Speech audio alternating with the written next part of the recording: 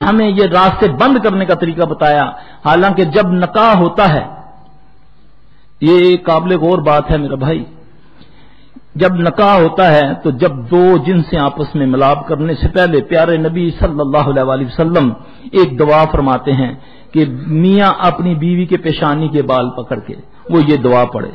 جاؤ اس دعا کو ذرا آزما کر دیکھو۔ وہ دولہا اپنی بیوی پر پڑھے۔ آج تو کہتے ہیں ہمارے گھروں میں، نہیں جی میری بیٹی ابھی بیمار ہے، سلفی صاحب کوئی اس کا نکاح کرنا ہے، آپ اس کو کوئی دم کر دیں تاکہ وہ چیز اس کے ساتھ نکاح ہی نہ جائے۔ میرا بھائی، اللہ کے نبی صلی اللہ علیہ وسلم کی طرف ذرا آؤ، پھر تمہیں ان مصیبتوں سے نجات کیسے ملتی ہے یہ تمہارا تصور بھی نہیں ہوگا۔ اللہ کے نبی صلی اللہ علیہ وسلم جب وہ دعا فرماتے ہیں تو ہم نے آزما کر دیکھا، لوگوں کو بتا کر دیکھا، جب پیشانی کے بال پکڑ کے میاں اپنی بیوی کے پاس یہ دعا پڑھتا ہے، اللہ اس کے ساتھ آنے والی جتنی شیاطین کی بیماریاں ہیں وہ سب دور کر دیتے ہیں۔ پہلے دن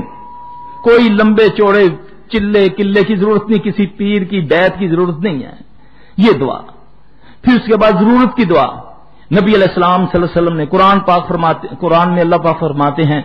دو بندے شیطان سے محفوظ رہے، ایک عیسیٰ علیہ السلام اور ایک اس کی ماں، تیسرا وہ بندہ نبی علیہ السلام صلی اللہ علیہ وسلم فرمایا عمار بن یاسر تجھے شیطان نے نہیں چھوا۔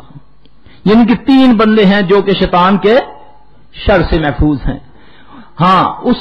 وہ اولاد جو اس والد نے یا اس کی ماں نے وہ دعا پڑھی ضرورت کے وقت، بسم اللہ اللہم جنبنی الشیطان و جنب الشیطان وما رزقتنا،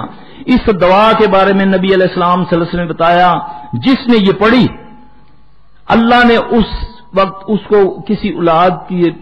سے نوازا، وہ بچہ ہے یا بچی ہے، جب تک وہ دنیا میں رہے گا شیطان کبھی اس کو چھو نہیں سکے گا۔ کتنے لوگ ہیں اس کو جو جانتے ہیں؟ عمل کتنا ہے چھوٹا۔ کتنے لوگ نکاح پڑھاتے ہیں، ہمارے بزرگ نکاح پڑھاتے ہیں مگر شرما جاتے ہیں۔ اللہ کے بدلو، اللہ کے ولیوں، ان باتوں پر نہ شرماؤ۔ یہ تو وہ راستہ ہے پہلی ایک نسل آنے والی کے لیے اللہ میاں شیطان سے محفوظ رکھے گا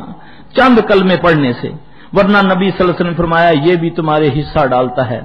یہ بلکہ تم سے زیادہ سبقت لے جاتا ہے جو یہ دعا نہیں پڑھتا۔ اب ٹوائلٹ میں جاؤ تو یہ دعا پڑھو، گھر سے نکلو یہ دعا پڑھو، ہاتھ دھو کر کھانا کھاؤ، بیٹھ کے کھانا کھاؤ، دائیں کروٹ سو،